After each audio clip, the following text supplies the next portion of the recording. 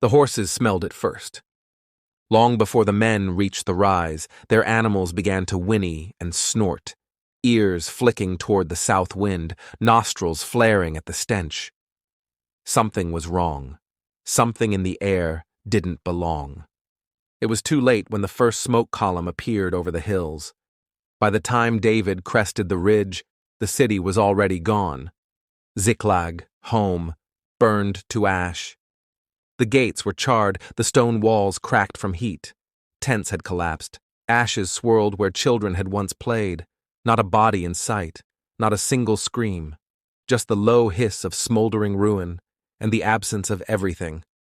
No wives, no sons, no daughters, and no trace. It was an enemy's signature. Fast, precise, ruthless. A crime in the wilderness. One that would push David and his warriors to the edge of madness and vengeance. Ziklag hadn't always been David's. It was given to him by a Philistine king of all people. David, the outlaw. David, the fugitive. David, the one hunted like a wild dog across Israel by Saul, the increasingly unstable king.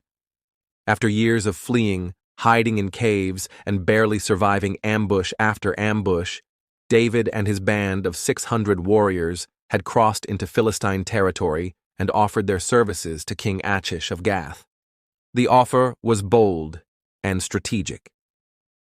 David knew that if Saul wouldn't stop hunting him, he'd have to find protection from somewhere unexpected. Achish accepted. He saw David as a potential asset, or at least a way to keep a dangerous enemy close. In return, Achish gave David the town of Ziklag, a remote but fortified city on the southern edge of Philistine territory. From there, David launched raids against surrounding tribes, all while carefully managing his loyalties. But everything came to a head when the Philistines decided to march against Israel itself. Achish wanted David to come with him.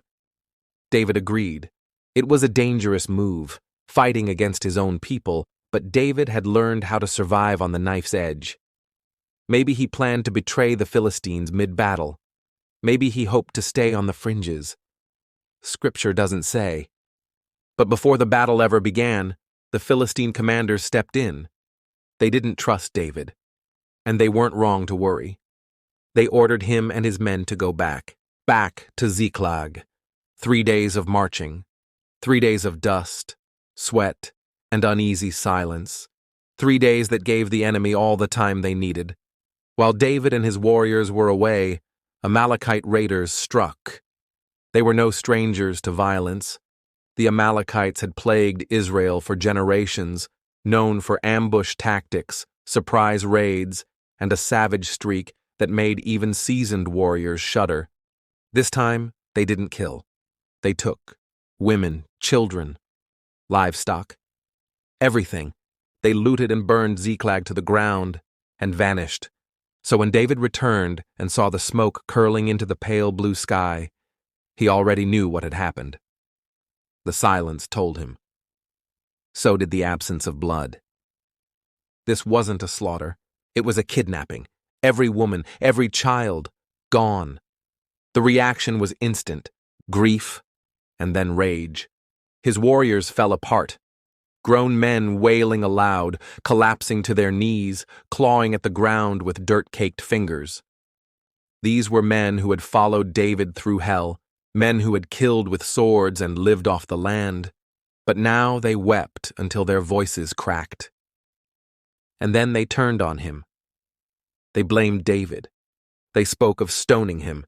These men had risked everything, followed him into exile, fought beside him against Saul's soldiers, Philistine warlords, desert bandits, and now their families were gone. Their homes were ashes, and all of it had happened while they were away on David's command. It was the lowest moment of David's life. Worse than Saul's spears, worse than exile, worse than hunger. But he didn't run, he didn't shout or argue, he prayed. And it was there, in the ashes of Ziklag, that the man who would one day rule all Israel found the strength to rise.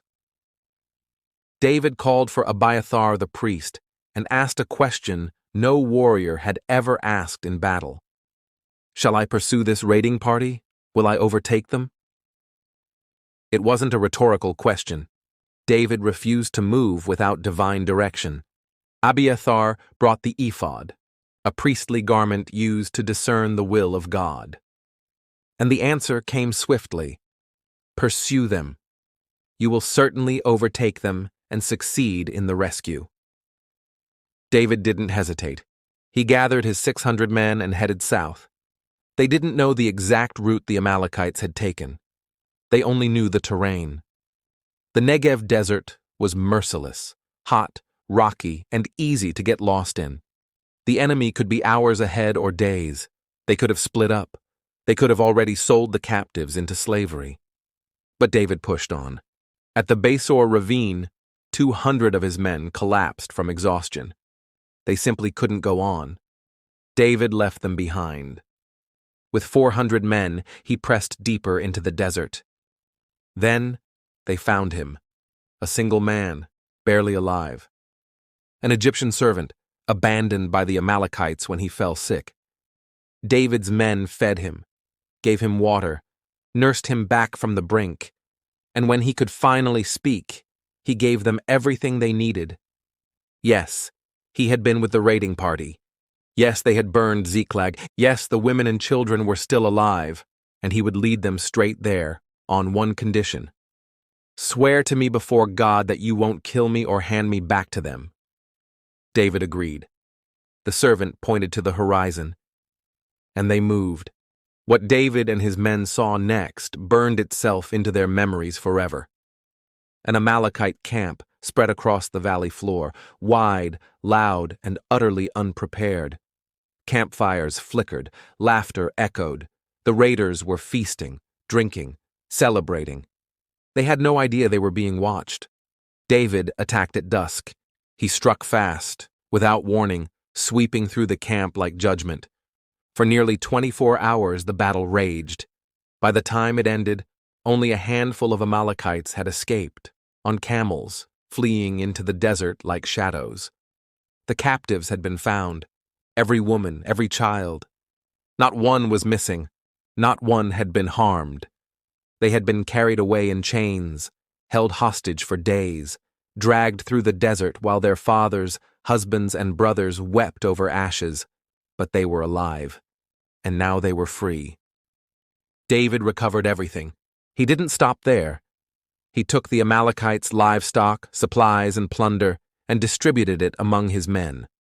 When they returned to the Besor ravine, the men who had stayed behind in exhaustion rose to meet them.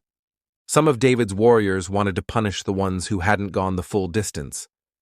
They didn't fight. They get nothing. But David stopped them. "No, my brothers. The share of the man who stayed with the supplies is to be the same as the one who went down to the battle." That became a law in Israel. What happened next set the course for the nation. The news of David's rescue spread quickly, across Judah, across Israel. People began to speak of him not just as a rebel or a warrior, but as a leader, a man who could deliver, a man who didn't fold under pressure, who listened to God, who could win battles and protect his people. Within weeks, Saul would be dead. David would soon become king, but it all turned in the ashes of Ziklag. That's where everything almost unraveled, where his men nearly stoned him, where his wives were taken, where every life he'd tried to build was suddenly torn apart. And that's where he found clarity, not in comfort, not in victory, but in loss. Ziklag was the kind of story that rarely made it into children's books or Sunday school murals.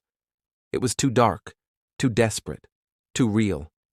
But it was exactly the kind of story Scripture preserved, for those who needed to know that rescue doesn't always begin in triumph.